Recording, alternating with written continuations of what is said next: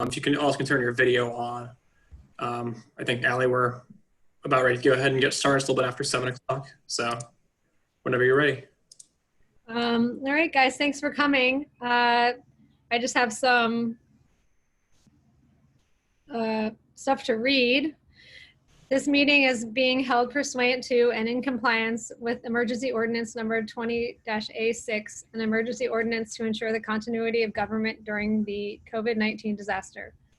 The committee members who are electronically present at this meeting are me, Allie Pesh, Ann Malik, our Whitehall supervisor, Brian Day, Costas Alibertis. I don't know if I need to read the non-committee members. I'm gonna skip them. David Mitchell, Doug Bates, Jenny Moore, our Planning Commission rep, Joe Ford, Josh Rector, Matthew Slatz, Sean Bird, Mike Kunkel, and Valerie Long. Very good. I don't think I missed anybody. The persons responsible for receiving public comment are the Crozet Community Advisory Committee and the Albemarle County Department of Community Development. The opportunities for the public to access and participate in the electronic meeting are posted on the Crozet Master Plan Update webpage at www.publicinput.com/imaginecrozet and on the Albemarle County calendar. We have some other people in our meeting tonight. Andrew Newpol, Michaela Carty, Rachel Falkenstein, Caroline Schaefer, Cameron Langill, Tim Padalino, and Dan Mahan from the county. All right. So if everybody on the committee has had a chance to review the July minutes that Josh sent out. So moved. Okay. All right, then we can raise hand. How do we do it? Raise hands to approve the minutes. Everybody in favor of approving the minutes? Aye. Thumbs up. Looks good. Do we need to do a voice vote for that, Andrew? Or does that count? I think we've typically done voice votes. I just read ahead and said Andrew will facilitate a voice vote. So I think that's probably okay. We can unmute everyone if we think that's the best way to do it. I saw a lot of hands go up, so I think we can get into our discussion about the Old Dominion Village. I think I asked everybody to look at the application or review the community meeting that was, I guess, 2 weeks ago now. But I wanted to give us a little chance to talk about it as a group. So I think Cameron's the planner for that, and he's here to help us with this discussion. Does anybody have any comments or concerns or questions for the applicant?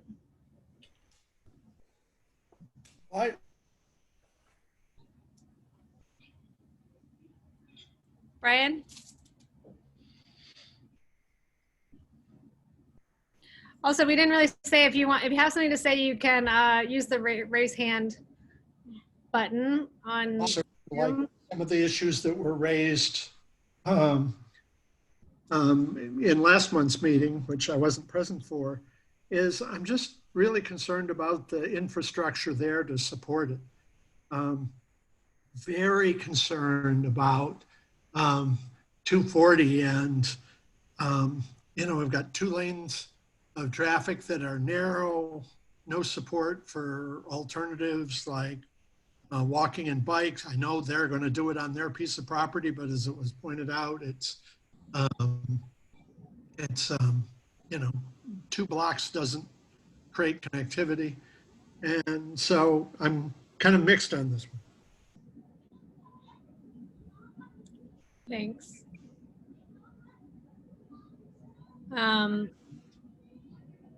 Sandy, I know you emailed me some thoughts. Did you share any of those with the group or? I did not, but I'm happy to do that now. Can you all hear me?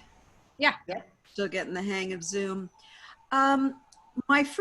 The first thing that I thought was very odd was this supposition that people are going to buy homes in this new development and then they're going to cross the street and go to work.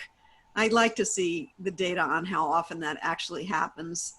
My guess is I mean, when you buy a home, it's a long-term commitment, jobs change, people move around. I just don't see that as an argument for doing this development. And my biggest concern is the density. I think it's too dense in terms of the number of cars it's going to bring into that area, but also the number of kids it's going to bring into the schools. We have to put that front and center from here on in, folks, because development does not pay for public education. That's the problem. That just, yes, these are new taxpayers, but they never pay as much as it costs to educate a kid in Albemarle County. So my recommendation or my hope would be that the developer would scale back on the number of residences if we're going to move forward with this.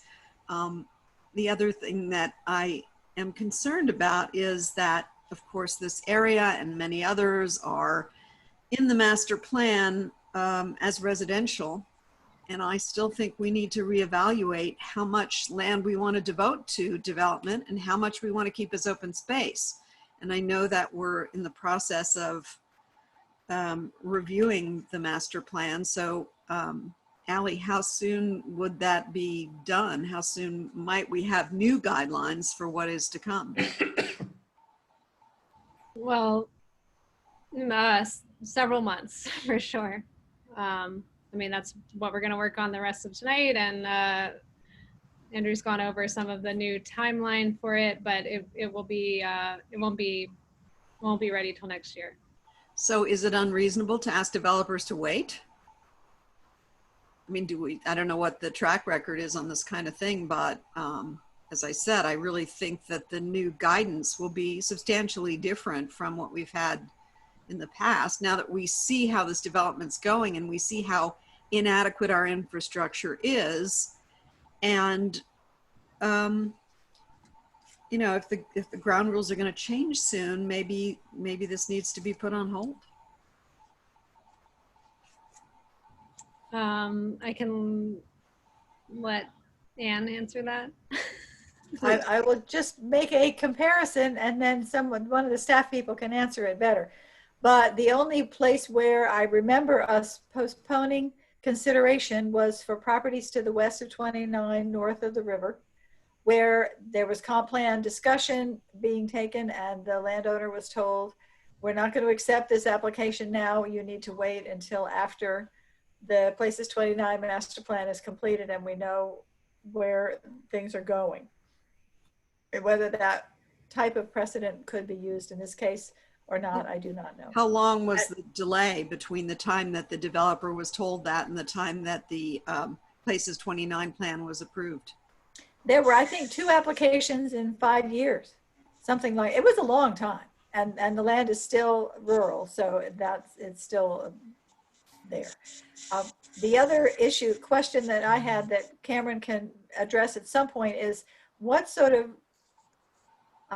consideration is given to the stream behind this property on which there's the downslope that goes straight to Beaver Creek, which is our drinking water. So at some point that can be considered when you come forward. Thank you. I'll just jump in and say that we are going to give you an update on our land use discussion later tonight.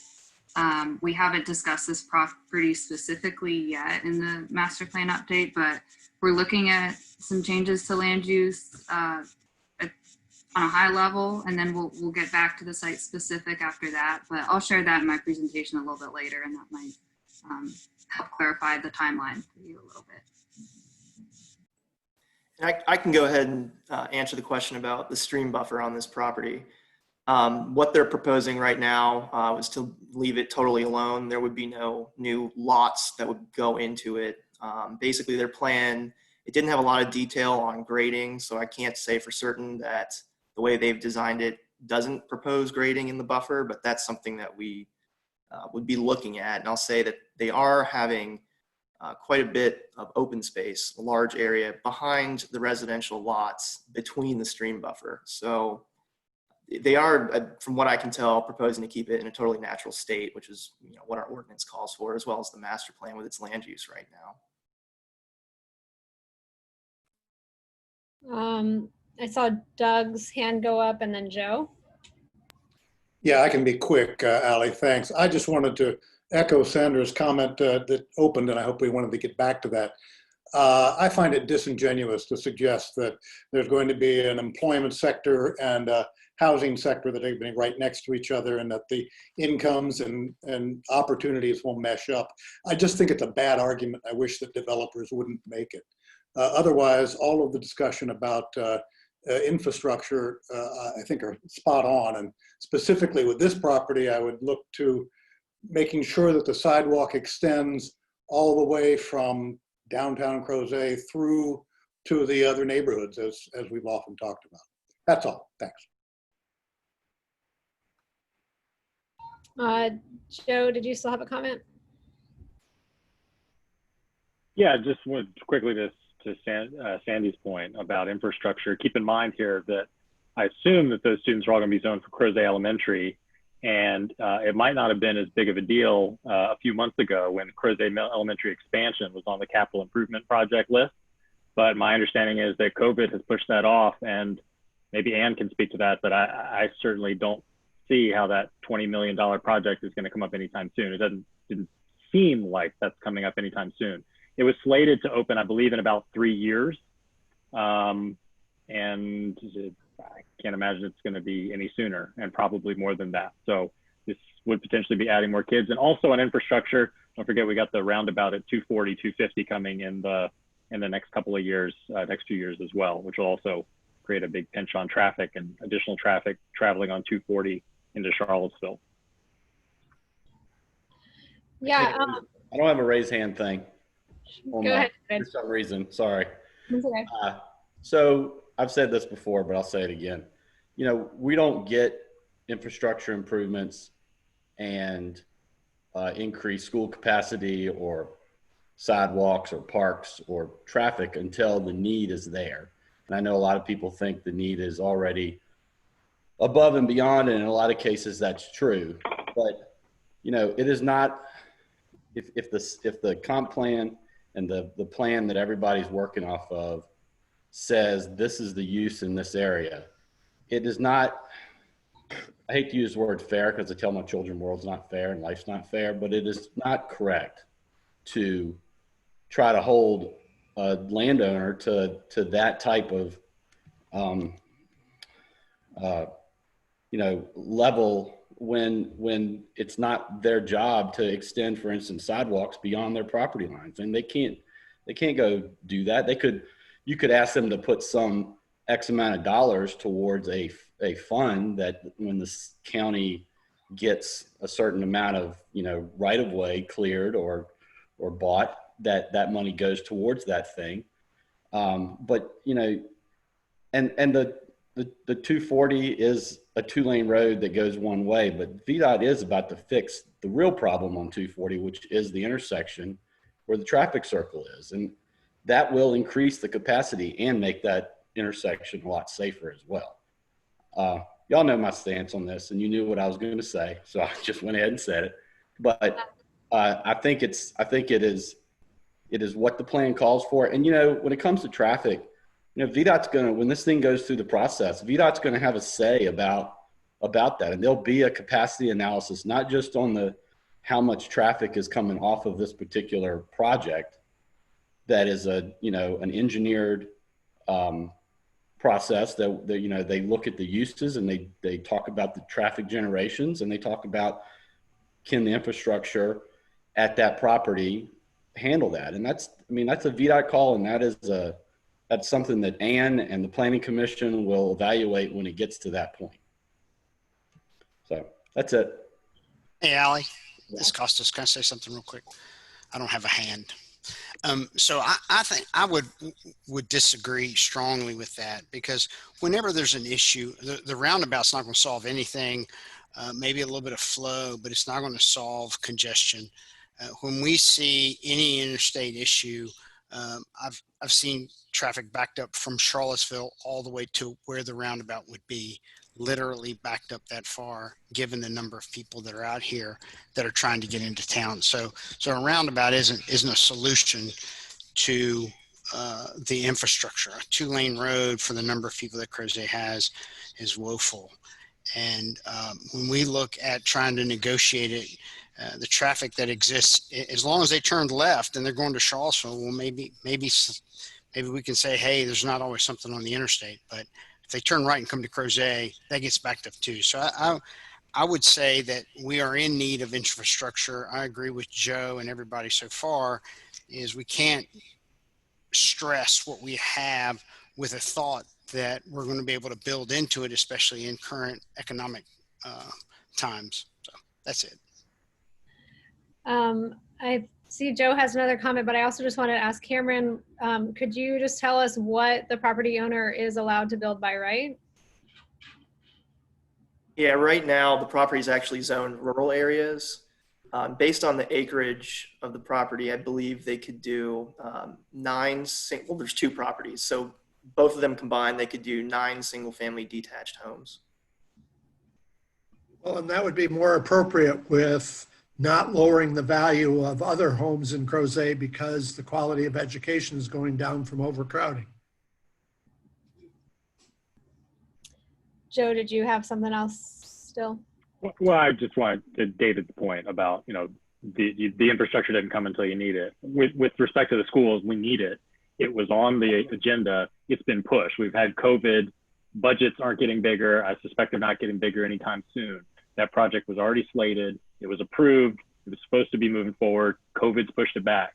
So, to the point about it's not fair, I mean, COVID, there's a lot of things that aren't fair right now. There's a lot of things that are moving. And so it doesn't seem unreasonable. And to Sandy's point, I guess I am a little sympathetic to the idea of we're in the middle of considering these rules.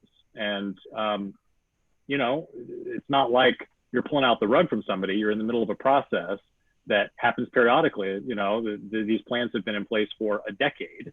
So, there's been 10 years where somebody could have requested these things. I don't think it's unreasonable that once the process is begun to consider and reconsider the land uses, to put pauses on. That doesn't seem like an unreasonable thing to do until that reconsideration can take place, until it's finished. Yeah, and the by right would allow for development of 9 homes, so. Right, we don't have to approve a rezoning in order for them to build something, so. I see Valerie, thanks. Yeah, I'll chime in. I think we have to apply the master plan that's in effect right now. The master planning process, as we all know, takes a long time. And if applications have been submitted and accepted, I think it's appropriate to review them for consistency with the existing plan. That's what we talk about all the time, is the consistency with the plan and how important that is. And I think we have to apply it both ways. This property is designated for residential development, and that could change, but right now that's how it's set up. I feel like our role is to look at applications and see if they're consistent with the regulations and the master plan, and issues about infrastructure are obviously critical. And we can encourage the supervisors and the planning commission and the staff and others plenty, and I support that. But I don't think we have it. I don't think it's appropriate for us to essentially say we want a moratorium on any new development, even if it's consistent with the plan, until infrastructure comes along. That would mean nothing ever. We're always going to be behind on infrastructure in one area or another. And having properties like this one be developed by right isn't going to help the long-term goals for downtown Crozet and this area of Crozet, which contemplates this for residential at a slightly higher density than that. So I fully understand the challenges of infrastructure. We all live here. We all want to see more school capacity, more sidewalks, better traffic improvements and everything. But I think we have to balance that against what the master plan says right now. I guess I would just want to argue that maybe, I mean, the master plan isn't just a color on the map. I mean, it's a whole document that describes a lot of goals for Crozet, and some of those goals are small town feel, good schools, you know, and so we can't, it's not fair to say that we only look at a color on a map for a certain acre of land in Crozet. I mean, we're looking at the whole picture. So to say that some of us feel like the density that this application is requesting isn't necessarily in keeping with the plan as a whole, I think is still a fair argument to have. And I saw a hand go up and now I don't. Sandy? I guess, you know, hearing that one could do 9 homes on that property piques my interest. I mean, I'm sympathetic to property owners who want to make a profit. You know, if you sit on land for a while and you think you're going to be able to develop it and then the county says no, is that fair? Well, you could still make money on 9 houses, I would think. And that certainly would be fairer to the rest of the community, which at this point is busting at the seams. I mean, yes, Valerie, I agree that the rules are the rules, but I also look at the big picture, which is that a 10-year-old plan doesn't really speak to where we're at now. And I would simply like to give Crozet the benefit of the doubt on this one and just wait until we've decided if we're going to have another 10 years of the kind of growth that we've already seen. Well, and the current plan allows for 9 houses, and that's a reasonable thing given our infrastructure and the delays from COVID and an overzealous desire to grow in this area.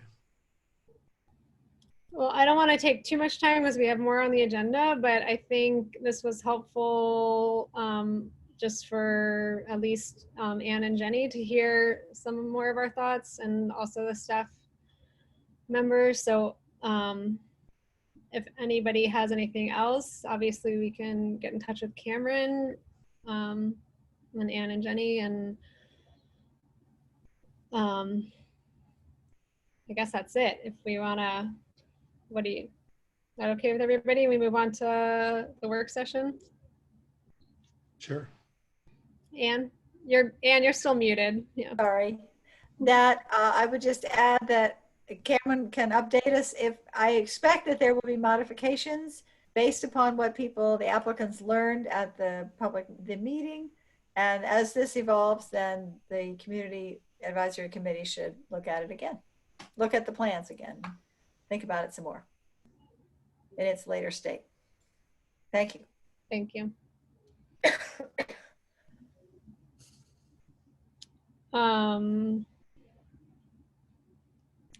Sorry, I don't have my agenda printed out. So I think, Rachel, you're going to lead the next session on land use? Yes, that's correct. Andrew's got some slides for us if he's pulling those up. There they are. Yeah, so I'm Rachel Falkenstein, for those of you who might not know me watching tonight. We're here for our next installment of our Crozet Master Plan Update CAC discussions. I think this is our 4th conversation. Tonight we're going to focus mostly on Parks and Rec and bike ped topics, but real quickly I wanted to give an update on where we are with the land use. So here's our agenda for tonight. Actually, if you go back a slide, I'll just give a brief overview of land use. Andrew's going to talk some about our bike and ped feedback we've heard from the community. And then Tim Padalino from Parks and Rec will share some Parks and Trails feedback, as well as a general update on what's going on with Parks and Rec and Crozet. And then we've saved the bulk of the time for discussion and feedback, as well as question and answers. So real briefly, as I mentioned before, I wanted to give an update on where we are with our land use topics. We've had 3 meetings focused on the topics of land use. And we as staff have spent some time here reflecting and thinking about the feedback we've heard from this group, as well as the broader feedback we've heard from the community. I think we've heard two pretty high priorities for the group and the Crozet community would be to provide more housing choice in Crozet, but also do so in a way that maintains current neighborhoods kind of scales and forms in Crozet. That's been really important to the community and this group as well. So what we're looking at is developing a new land use category that can elevate those two priorities for the community, that focuses on that kind of middle density, missing middle housing types that we've been talking about. And we're also looking at that downtown neighborhoods overlay that we brought out to you all in June, to also look at it through the lens of those priorities and that missing middle housing. So this is taking us a little more time to kind of mock up what this land use would look like, do some analysis and modeling on it. And the next thing we want to do is bring it out to the Planning Commission. So we want to get their feedback, since we think this could have some applicability outside of Crozet. It will add another land use category to our kind of toolkit of land uses. So we want to bring that to the Planning Commission, make sure they're comfortable with it, get their feedback with it on a high level, just as a concept of a new land use category. And then once we get their feedback, we would take a look at the future land use plan for Crozet and look at applying that new category to Crozet and see where we think it would be appropriate. Then we'd like to bring that back to you all for feedback and discussion, hopefully at your October meeting, if that works out for the schedule. So I just wanted to provide that kind of overview of where we are, and we had some topics that seem like they weren't quite resolved yet with the group, but we hope that will help kind of resolve some of those outstanding pieces that we've heard a lot of feedback on. So the other outstanding items, in addition to the land use I just shared, would be the conservation chapter recommendations. We're going to talk about the bulk of the feedback we've heard so far on that tonight. Connectivity. Tonight we're going to talk about bike ped. We still need to address roadways and transit, and we hope to do that at next meeting. We're working with a consultant to do some traffic analysis right now of Crozet, and we hope to have some initial results ready in September. And then pulling it all together with the implementation recommendations. These are the capital projects and the policy recommendations to support all of the content. So those are our main outstanding pieces. And then we hope to soon start drafting the master plan chapters and start to roll those out to you as we have early drafts ready, possibly as soon as next month, just depending on what we can crank out behind the scenes while we do this work. So I'll pause there and just ask if there are any kind of clarifying questions on the process before we get into the content for tonight's discussion. I see, Sandy, you have your hand raised. Yeah, I'm just curious about this new land use category and the concept of middle housing. Is there any way that you could define that further? In other words, are you looking to build more townhouses? Or, I mean, there would be an existing, obviously, category for that, but what do you mean by that, and what sort of price point are you talking about? I assume that that's what you mean when you say middle housing, that we're missing sort of affordable housing for working people. Sure, we've heard a lot of feedback from the community that is kind of a missing housing type in Crozet that would be affordable to just your run-of-the-mill, working person who might not be able to afford the really high price points. We don't focus on price points when we write land use categories, but the housing types that we've heard a lot of support for would be smaller single-family homes clustered together. These are called bungalow courts. That's something we brought out at an early work session. Larger homes that might be older homes that could be converted to a couple of units. So duplexes or fourplexes, those types of homes, live-work units, accessory units, those types of things that are in keeping with the scale of most of the neighborhoods of Crozet, but might be smaller units that would be just more affordable just because of their size is smaller. Any other questions on that before we move forward? Just one, and that is there still looking at historic neighborhoods overlay?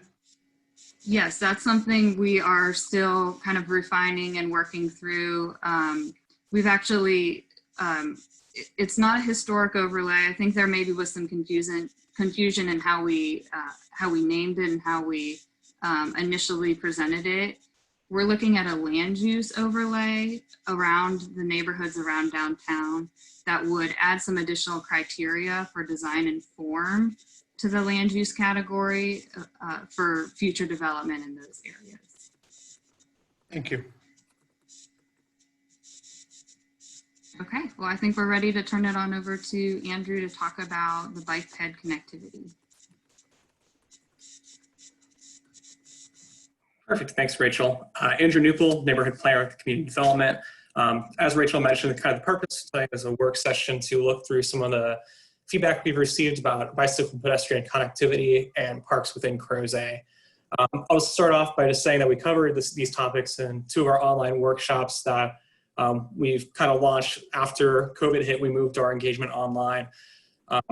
We did a workshop focused on bike ped connectivity. We chose to separate that out from a more vehicular and transit connectivity topics. That was actually one of our most highly participated workshops we've had so far in the process. And we also did a conservation workshop, which focuses on the Parks and Green Systems Plan, parks, greenways, trails, and some natural resource conservation topics that were of interest throughout the master plan. I'll note that the conservation workshop is still open to feedback and accepting responses. You can access that at www.publicinput.com/imaginecrozet, which is where the other resources have been posted.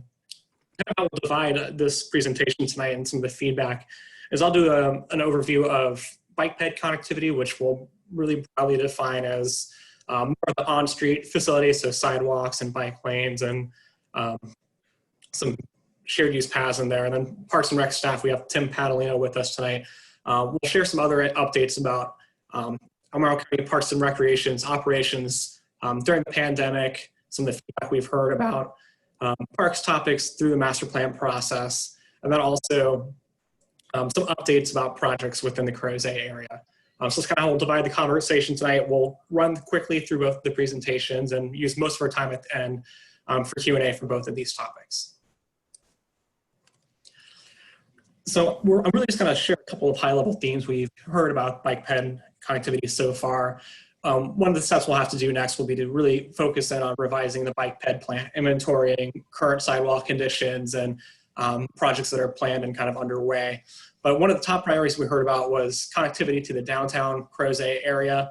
A lot of these are these infill sidewalk projects that are helping to connect through these existing neighborhoods. We heard that as the #1 priority of the community and really being able to connect to downtown. And one of the challenges with the areas is that they developed before sidewalks were required by county code. So we know a lot of the streets through there don't have a lot of right of way. Sidewalks haven't been built yet. We don't have curb and gutter. So there's some real challenges to building sidewalks and other connectivity improvements in these areas. One area we particularly heard a lot about was the Park Road corridor, connecting some of the older neighborhoods such as Brookwood and West Hall directly to downtown. So I got another slide we'll touch on that area briefly. But as I mentioned, our next step is to kind of review ongoing projects near downtown. Certainly the development of the Barnes and Lumber property will improve some connectivity to neighborhoods to the east, but I think we do want to review where other developments are proposed or are occurring, kind of where we expect traffic or pedestrian activity to be generated, and identify where connections could be implemented and bring those out to you all later on for your feedback. This map kind of shows at a high level some of the sidewalk gaps that exist within the downtown area. The solid blue lines show existing sidewalks, and this is something we're still working to update as the master plan goes on. We didn't have this quality of data a couple years ago, so it's been a big effort to get it all updated. But you can see outside of 243 Notch Road, portions of Crozet Avenue and Jarman's Gap Road, those are some of the main spines through the downtown area and the immediate neighborhoods. There is a sidewalk on St. George Avenue as well. Some certain challenges as well in connecting to the Hilltop Street, Park Road area, and I'll address those in just a moment. The dotted lines we're showing are some of the other planned or proposed projects that are going on. So these include the redevelopment of the Barnes and Lumber property that's being planned right now.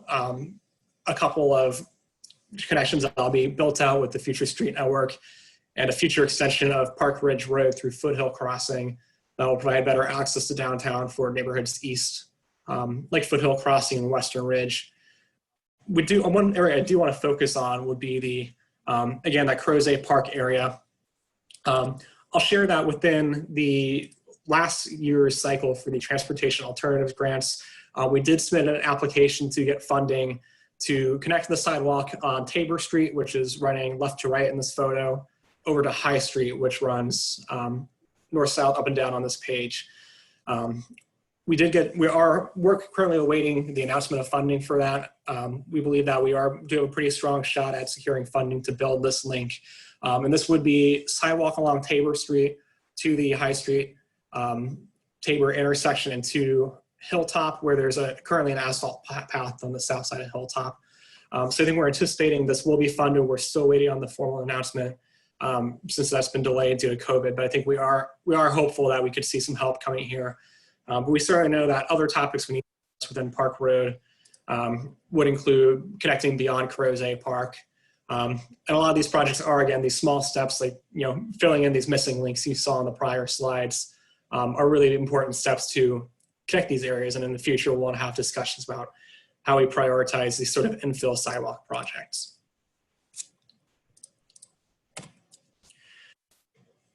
Building on the Eastern neighborhoods conversation we had, things I mentioned about connecting neighborhoods to the east of the park, we have heard a lot throughout the process about connecting downtown and the Star Hill Music Today area to these eastern neighborhoods.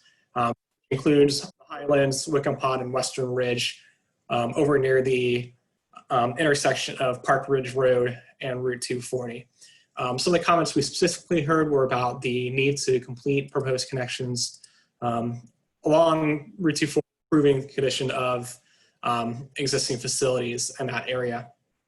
I think I showed on one of the past slides that future extensions of Park Ridge Drive will help to provide a more direct connection to downtown through the Foothill Crossing and Western Ridge areas.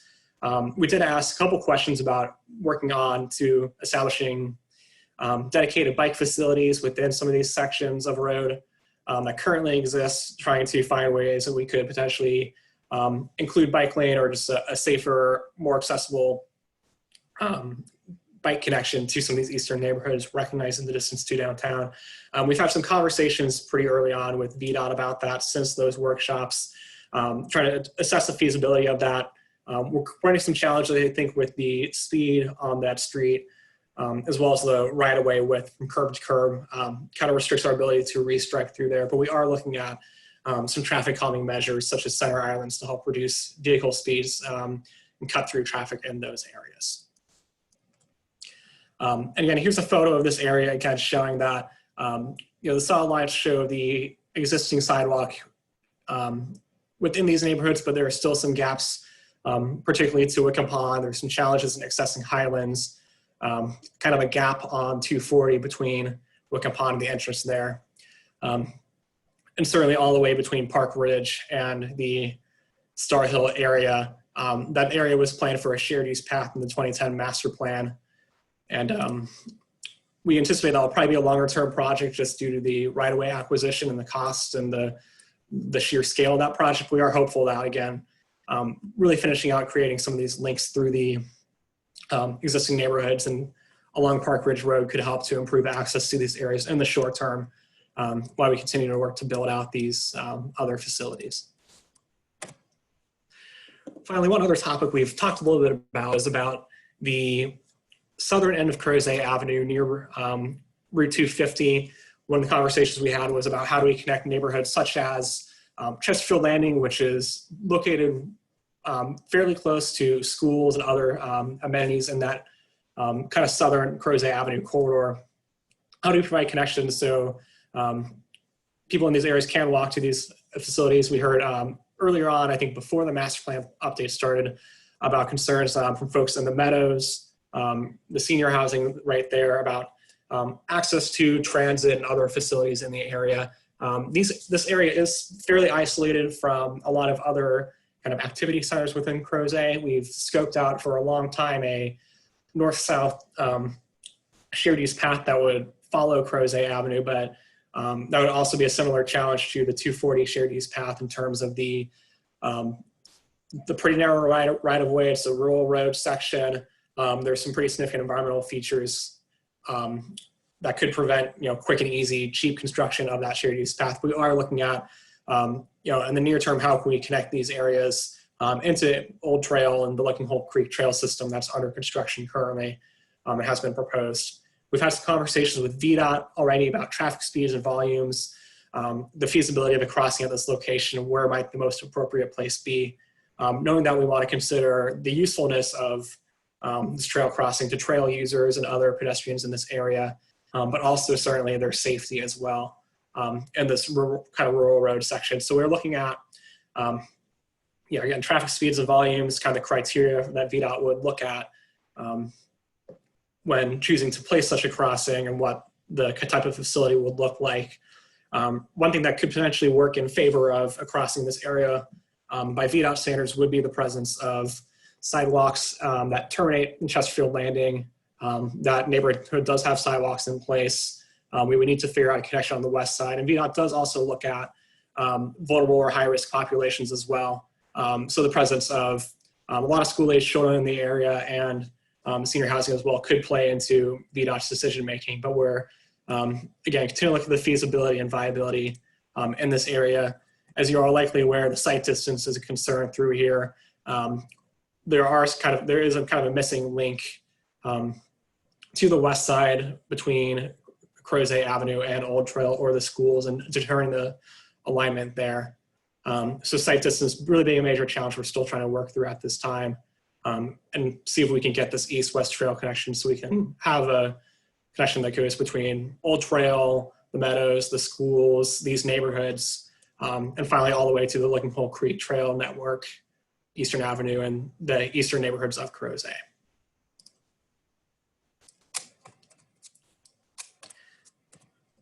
Finally, one other, as I mentioned, one of our next steps is to continue to work on updating the bike ped plan that we have going on. So I'll be identifying specific connections that are needed, identifying where there are opportunities based on existing sidewalk conditions, existing trails, and what might be the best way to implement these projects in a cost-effective manner, and one that does address near-term needs. We did have some open input, a couple mapping exercises in the online feedback opportunities. So we did ask some questions about desired sidewalk and trail connections, other barriers that folks experienced when trying to walk through Crozet. So we'll continue to assess this data, see where the areas had a lot of responses, and try to think of some ways that we can address these barriers and potential improvements that we can prioritize and address near-term needs. We know there are a lot of areas in Crozet that do need improvement. We would like to see better sidewalks, but one of the next challenges we'll have to face will be determining how we want to prioritize these and identifying what these crucial segments are, so we can really get the best bang for our buck in terms of these projects. So that's all I have as far as the bike ped connectivity questions. Again, focusing more on the sidewalks and on-street facilities.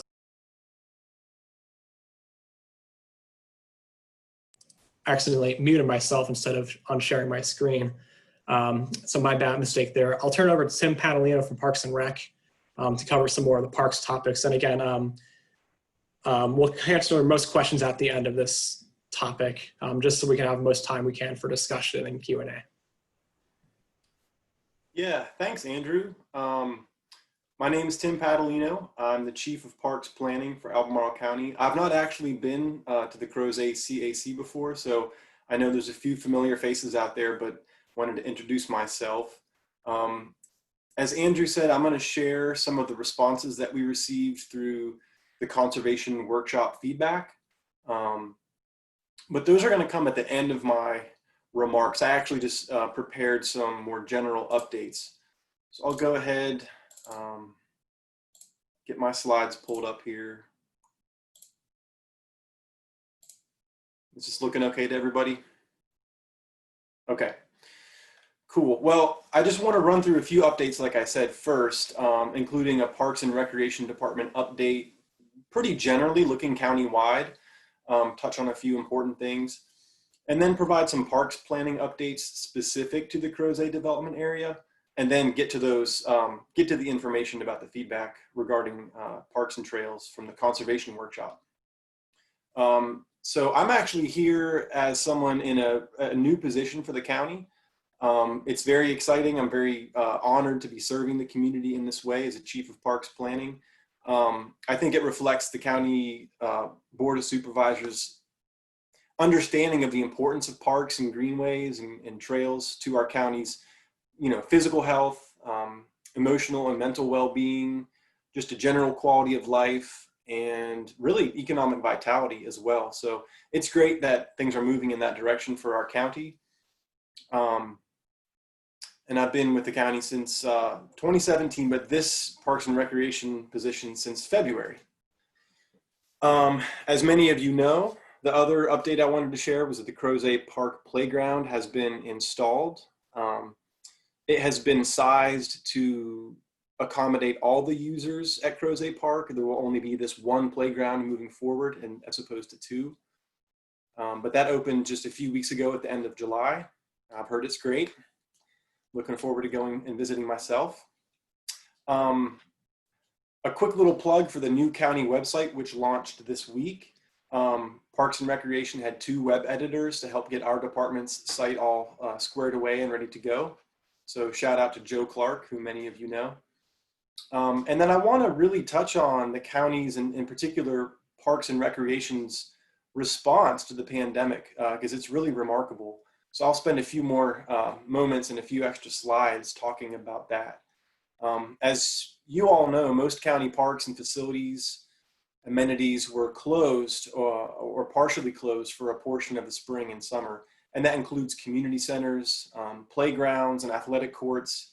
And throughout that whole time, I think everybody's very thankful and very proud that the incident management team allowed the county parks, in terms of the trails and sort of unprogrammed activities, to remain open to the public. And, it really just illuminated the value of parks in normal times, and especially during these pandemic times. So that's a big highlight in our opinion. The launch of the new Park Ambassadors program, which began in April, is also a big deal for our department and for the county at large. Many of you have interacted with the Park Ambassadors, and their role is primarily to educate and inform visitors about COVID safety precautions. There was a period of time when facial coverings were being distributed by ambassadors. They've also been monitoring park use and trail use and requesting assistance as has occasionally been necessary with overflow parking or behavioral issues or a lack of social distancing. And some of those things have happened at certain times. And just they're there to generally support and assist park visitors during a time of real increase in visitation. And that was the other thing I wanted to touch on before moving on to more park planning updates. But some of the numbers are pretty astounding. I think we all know anecdotally that the county parks have been heavily visited. We've all probably been a part of that visitation increase. But we do vehicle trip counts by park on a weekly basis. And so we looked at some of those numbers, and the total number of all vehicles visiting our parks from mid-March through the end of July was 360,000 people. And if you use the national average of 2.5 people per vehicle per trip to the park, that's over 900,000 visitors in our county parks just from mid-March to July 28th. I think that's over 50,000 people on average per week in our county parks combined. So pretty staggering numbers. To take that out of just a raw figure and put that into a relative number compared to, 2019. If we look at the May 19 and May 2020 numbers, for example, Mint Springs saw a 45% increase in trips, which represents over 3,400 additional vehicles than that park saw in May of last year.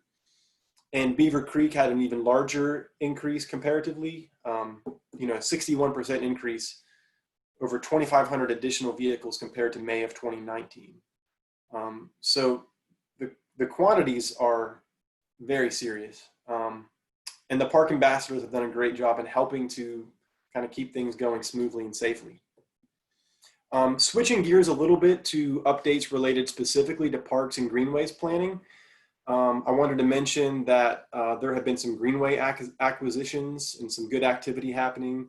The owners of the Sparrow Hill Open Space actually dedicated about a 15-acre parcel to the county. It supports the Licking Hole Creek Greenway. I believe you can see that parcel on my screen, on your screen, highlighted in yellow.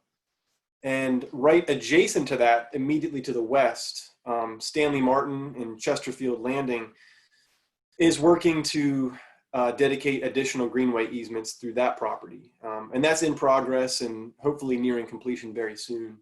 But these are two really positive updates and some good momentum for the greenway planning in Crozet. In terms of parks planning, Parks and Recreation continues to collaborate on the plaza at Barnes Lumber. The county, led by Wayne Sillenberg, is working with Frank Stoner and Crozet Newtown Associates and Downtown Crozet Initiative, working on the conceptual design of the plaza. And I think it's just going to be an extremely valuable asset for the community, a beautiful park, multifunctional, and just the center of downtown Crozet. So good things are coming and the future is bright for sure at the plaza. And updates regarding Western Park. You can see here on the slide, there's increasing coordination internally among county staff. And that's related to some increasing coordination with March Mountain Properties, who's proposed a limited partnership that would help catalyze an initial portion of Western Park being developed. You know, the project scope right now is sort of to be determined, but it would be fairly limited in scope. There's certainly no guarantee that it will kind of go forward under this proposal, but if it does, the county would be prepared to use the proffer funds that are currently available to install a playground at Western Park, and potentially, if funding would allow, also include a pavilion or a number of smaller shelters, you know, amenities to assist passive recreation. Those talks, both internally and externally with March Mountain Properties, are ongoing. There's a lot of meetings that have been lined up this month, later in August, which will help bring a lot more clarity and focus to what's possible and what direction the county is able to go in. So circling back around and picking up where Andrew left off in terms of the feedback received through the online feedback form. What we saw was that 26 of 37 total respondents to the question about Western Park confirmed that it's still the top recreation priority in Crozet. So it appears, you know, based on that one feedback opportunity, that Western Park is still the priority focus for the community. And we'd love to hear more thoughts or questions about that tonight as a follow-up. And the feedback also included information about perceived obstacles to trail access throughout Crozet. So we heard responses about the trail conditions in terms of constant puddles or mud in certain locations that kind of restrict use or access to the trail for certain user groups. And the same thing about trail types. So in terms of some of the comments that we received included an interest in seeing paved surfaces to enable more users to access the trails, whether that's folks who are temporarily or permanently disabled, folks who have strollers, just enabling increased physical access to the trails through a different trail type. We didn't hear unanimous results in that regard, but that was just something that came up as a theme. There was some responses about a lack or limited interconnectivity, and just kind of commentary about the fact that the overall Greenway system or network is not complete. And that's not news, we understand that, but that was important to some of the respondents. And then there was a few comments about a lack of vehicular access. So some requests for a vehicular trailhead or other ways to access the trails and the Greenway system. There wasn't a very large amount of feedback regarding the conservation workshop, at least not compared to the bike ped responses. But you know, I'm here tonight to kind of collect any questions or feedback that you all might have. And I think that's all I've got prepared. I'll stop sharing my screen for now.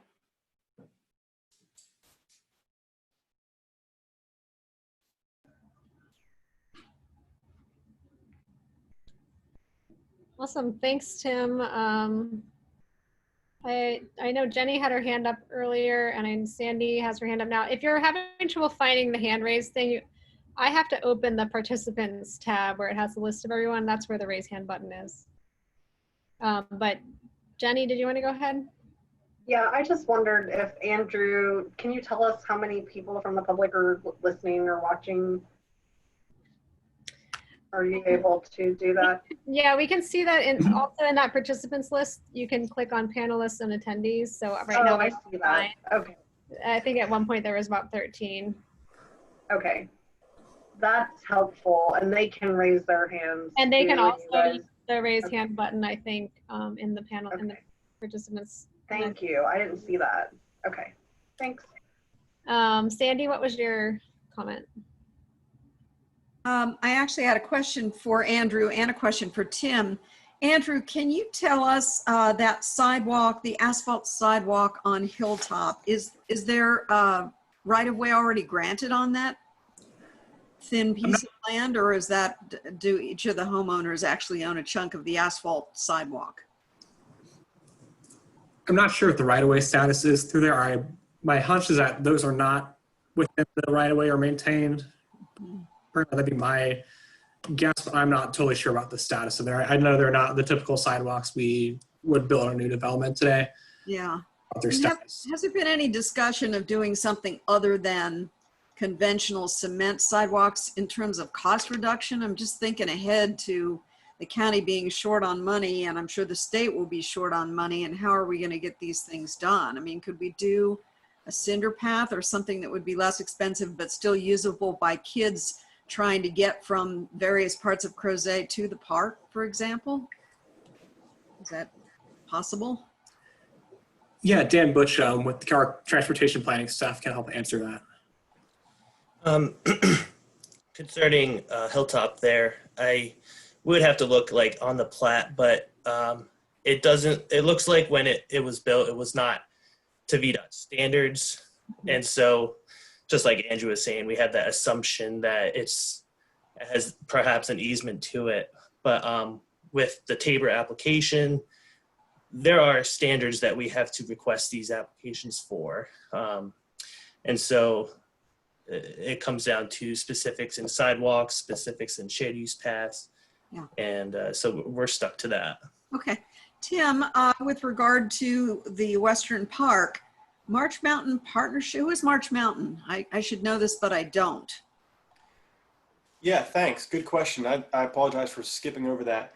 So my understanding is March Mountain Properties manages Old Trail, has a development role with Old Trail. Mm-hmm. They're represented by Mr. Dave Brockman.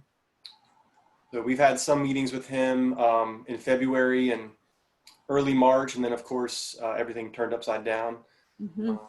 So we've kind of recalibrated and have a meeting with him and his team later this month. And I was sort of surprised to hear you say playground and pavilion, because my impression, and again, maybe I'm not fully up to date, is that residents expressed a strong desire to keep that area very natural. So here we go building stuff. What's the story on that? Anne. Anne knows the answer always. Well, I just wanted to remind people that when the apartments were approved, there was no recreational amenity required for those apartments, the big block. And the plan then, that Old Trail people were very concerned that those children needed a place to play. Okay. So it's not, the proposal and the maps which I have seen show a limited, very nice natural playground on that high ground there. not down in the bottoms where the natural stuff needs to remain and the play fields that are mown continue. But boulders to climb on and things like that. You probably remember some of those pictures during the parks meetings last year that showed a place for kids to go and play that is not as far away as Upper Ballard, which is the only place right now. Okay, thanks. That's the news, sure. And just an update on Hilltop. I don't know the ownership, but I do know that that asphalt trail is in poor repair. And for portions of the block, it is semi-usable, and in other places it basically is not. I saw Joe and then Anne with comments. Yeah, on the pedestrian access, Andrew, I fully recognize that big chunk of shared use path or sidewalk, going all the way from Star Hill over to Highlands or Wickham Pond, that's going to be a big project. And I'll just reiterate that it seems like, and you're probably leaning this way already with the suggestion of prioritizing that eastern side of at least getting Wickham and Highlands and Western Ridge connected over to Park Ridge. And then once that connection to Park Ridge, even to the trails, is going to be huge. You know, if people can get to Park Ridge and get to the trail access there, they'll have a lot of good connectivity, even if that shared use path does not continue, at least initially, all the way down to Star Hill or whatever. That's just going to be a big improvement right there. The other thing I guess I would, and I don't so much have a lot of comment here, other than to maybe bring it up so that there could be some discussion here. When I took the survey and looked through the public input, it seemed like those trail improvements, whether to pave the trail, keep the trail, that seemed like it was sort of by far generated the most sort of vigorous discussion. There seemed a lot of difference of opinion on that, and it's a pretty strong opinion. So I don't know if people, on the committee felt strongly. I was sort of intrigued personally at some of the ideas of perhaps paving or improving part of the trail, say from the Crozet Park over to, Western Ridge area. Since that would connect to the park, it seems like that may also be contiguous with the kind of trail, the path that's already there at the park. And then leaving the more eastern edges kind of unimproved as a hiking trail and a little more natural. But I don't know if people on the committee had thoughts, because it seemed like that was a pretty divisive issue in the public input.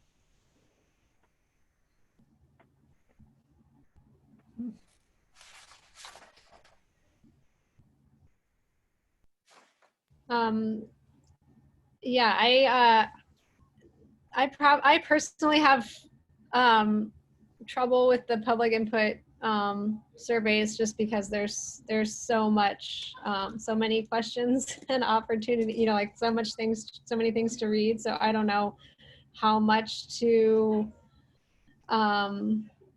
weigh discussion there, because it seems like people who are really opinionated are the ones that are really gonna take the time to dig into those questions. So I don't really know. I'm also curious if people have thoughts about any of those things. Anne, what was your comment? So 2 questions. On the map, I was unclear. On the trail along 240, what was called, I think, a shared use path, is that north or south of the road? I'm hoping it's on the south side, on where the neighborhoods are, as opposed to the north side where the conservation area is, or the easement property is. And the second question is, somewhere in our connectivity list, would someone please make a note to talk about Eastern Avenue Bridge? Because Daniel can update us that it is in early design and trying to identify exactly where it's going to go and establish exactly what they think it's going to cost, so that we can then go back and get the money from Richmond. But it is a really important element for north-south connectivity. We've talked a lot about east-west with all these streets, but if we're fast enough to get it built before we spend all the time making the switchbacks for the bicyclists, people would be able to jump on that bridge and ride across the top, high ground to high ground, and then go back on the trail on the south side. And I think it would be far better for the environment, for sure. So I wanted to make sure that that got on the list somewhere. And I had also written down, but Sandy already talked about it, having some kind of a ratio of cost of a paved trail versus the cinder. So we know if we get 1,000 feet of cinder for the 100 feet of paved, and that's a decision that hopefully we would be able to figure out how to make some things happen with that decision. And I'll stop. Thank you very much. Thank you. I see Clover has a comment. Andrew, can she just unmute herself? Clover, you can go ahead. Hello, I'm Clover Carroll. I live just north of downtown, and I am a retired secretary of the Crozet Trails crew, and I write for the Crozet Gazette. I have 2 comments and a question. My comments are, number 1, to congratulate Tim on the new position, and you're taking it. That is very good news. More attention to the parks. And I wanted to agree with Joe about the division of the paving. That comment came from Terry Miyamoto, who is the president of the Crozet Trails crew and knows extremely well how the trail is used and how it should be used. So I really agree with that proposal to keep the eastern part on Licking Hole Creek natural and pave the part to the park. My question for Tim, I guess, is you talked very glowingly about the plaza. We have been talking about and dreaming of the plaza for at least 10 years. And so I wondered if there is any kind of a timeline or proposed timeline of actually having this fantasy plaza. Thank you, Clover, and I appreciate your kind remarks. Regarding the plaza, I don't have a date or a range for when we expect it to open. I can speak to process. You know, right now working with Frank Stoner and his team, their focus is kind of dual at this point, at least to my knowledge. I'm sure he has more than 2 areas of focus, but seems like the hottest issues are the conceptual design for the plaza, but also kind of what's preempting that is the engineering for the road plans and other aspects of his redevelopment, with the recognition that the alignment and the engineering of the roads are going to have a direct influence on the exact dimensions of the plaza and everything. So I can assure you that there is a lot of work happening, both in the private sector, but across many different departments in the county as well, all trying to get that pushed forward in a way that really reflects the county's neighborhood model development principles. And that has been a little bit of a challenge in terms of honoring those principles and those concepts and visions while still being acceptable to VDOT. So right now, I think a lot of the focus is on resolving those engineering issues and then quickly being in position to pivot towards moving from conceptual design to more of a finished design in consultation with Frank Stoner's landscape architecture firm, or his consultant.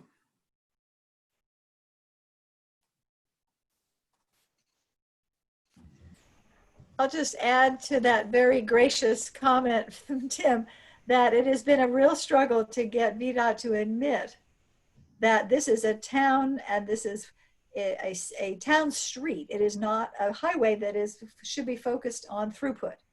And so we actually had to go right up the chain to Richmond to get some upper level people involved in this discussion to then get them to pay attention to the people in Culpeper who were really trying to take away all the parking and have all these wide open curves made for 18-wheelers, and that really would have wrecked the ability for this to be a mostly pedestrian and small car motion. Think Beacon Hill, not a Nissan Pavilion as far as access here. So I am encouraged. I was told several weeks ago, and I haven't talked to Frank since, that they thought they were making progress and that there were some important meetings coming up, which now have happened. So I will try to find out if we've reached another happy check box or whether we need to try again. But I agree with everyone. It has been a very, very long time. Clover, don't give up, because it is going to happen, and sheer persistence is going to make it happen. Thanks.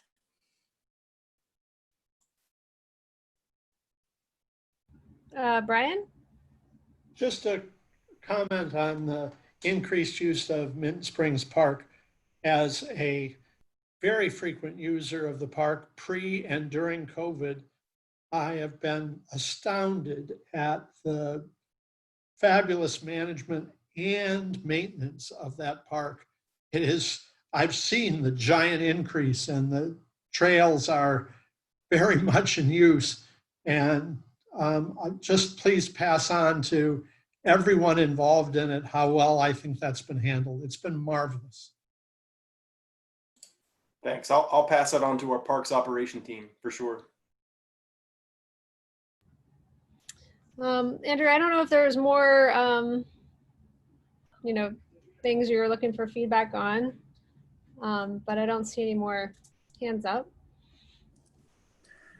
I think that's all the content we had for tonight. I think we just wanted to share some initial feedback with you all before we go into developing the rest of really starting to clean up the bike ped plan that we had from the last master plan. There were some, name connections there, but we have better data now. We can start to identify these links a little more effectively. I'll again emphasize that the conservation workshop is still open. For participation, I'll try to post that in the chat for everyone to take a look at. We only have, I think, 51 participants so far, and we'll leave that open indefinitely because we still want to make sure we have plenty of feedback there so we can have the best data we have available. There were also a couple of questions in conservation, that workshop, about some sustainability and natural resource planning topics that do tie into land use that might be of interest to the group as well, and where we'll continue to look at that feedback we received and think about how that ties into new development. And these are things like how do we encourage stream protection? How do we think about tree cover, tree canopy incentives for preserving that in new development as well? So we'll be looking at what those implementation strategies look like. I think that we also probably will see some increased emphasis on water resource protection with this master plan too. I believe that BEQ is currently evaluating some stream impairments within the Crozet area and the Ravenna shed that could lead to some additional requirements for water quality in the Crozet area through the TMDL program. We'll have more information on that as we learn more about that, but just wanted to share that with the group as well. Thank you. Yeah, I hope everyone can participate in those. It is a little, I don't know, it's unfortunate when only 51 people's opinions are being tallied into these charts. Anne, did you still have a comment? I see your hand up. I did have a question just to, there we go. That is anywhere on our list for connectivity, any kind of shared use path or cinder trail from Fox Chase to Clover Lawn. It's something that residents in Fox Chase have mentioned for years.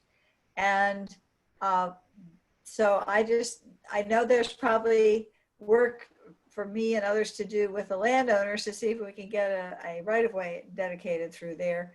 But something that was 10 or so feet back from the road, so people weren't right next to the highway, and not a fancy concrete thing, but just a slightly flattened and hard-packed cindered thing, was something that has been mentioned many, many times in various meetings. And I don't know if that was anywhere in the discussion for the master plan element. If I can just real quickly, so Dr. Woff is the man who owns the land between Fox Chase and Clover Lawn, like I'm sure you know. Joe and Ellen, that's right. The difficulty there is the topography. I mean, the road cuts in into a hill, and in order to get in there, it's literally asphalt 4 feet before the hill goes up, maybe 10 feet, and it's just a ditch like that. It's a V-shaped. It's very, I know what you're getting at. It's great. It would require, a lot of acquisition of land or an easement from him, but I know how the county, normally you'd like to own the land or make it part of the state right of way if you're going to put an improvement on it versus an easement. That's a tough spot. the only thing I can say is, as the person who, I mean, I live on that side, I live right next to Fox Chase. There is an opportunity, Tim, to build a bridge, and I hope it wouldn't cost a lot of money, and I could tell you I could probably get it to you for fairly cheap. There's a little bend in the licking hole at the end of the trails that Fox Chase has spent 30 or 40 grand building within their property. I mean, they've spent a lot of money. I paid for part of it, unfortunately, or fortunately, whatever. It was part of the deal. And it's a nice trail and it's a great system, but you cannot get across Licking Hole to get to the main trail system, you know, that runs up and down the western side of Licking Hole. If you just put a bridge across about a 30-foot section, I'm talking 2 abutments, 3 pieces of steel with a bunch of treated timbers bolted down to it, nothing fancy. Don't spend a lot of dumb money on design, please. And just slap it across there, you would be able to create quite a little loop for all those people on the other side. If you want to contact me, I can tell you how a contractor can get it built a lot cheaper than the county can. And I think all of those trail locations are already under easement or part of a trail system that, you know, you wouldn't have to go out and get any land or acquire anything like that. It's simply making a 30-foot connection between 2 existing trails that are separated by a creek. And the great thing is somebody's gone down there. I have no idea who did it. I think it was a service authority because it's a sewer line that goes under Licking Hole, and they've armored that entire little section of Licking Hole. And my point to that is it's not moving. They've armored it. I mean, it's got huge boulders. It's not going to move. It's a spot that you could easily jump across. And then if you really wanted to, I could talk to you about how you could come on the eastern side of the basin and make a connection below the dam to get to the western ridge and the highland side of the trail. Fantastic. Where the kids have already made a trail because they jump off of the dam every Friday and Saturday night. And I try to keep my children from doing it, but they like to jump off the dam too. Oh, for God's sake. That's what children do. I mean, thank you, David. It is what it is. Thank you. I think that's it. We can wrap up early. Coming up, we have more master plan topic discussion, and perhaps the special use permit, and also the Rivanna Water Service Authority wants to give us another update at some point too. So I'd like to work them into the schedule. But for now, our next meeting is scheduled for Wednesday, September 9th at 7 p.m., just like this one. Opportunities for the public to access and participate in the electronic meeting will be posted at a later date in accordance with Emergency Ordinance number 20-A6 and open meeting requirements of the Virginia Freedom of Information Act. I think I'm gonna adjourn the meeting, and I really appreciate you all coming. Thank you very much. 30 people is a great turnout, so well done, everyone. Yes, we're getting the hang of this. Yep. I'm liking the way the attendees can raise their hand and we can see them, and so I have a good discussion with y'all. Very good. See you next time. Take care. Good night. Thank you. Bye.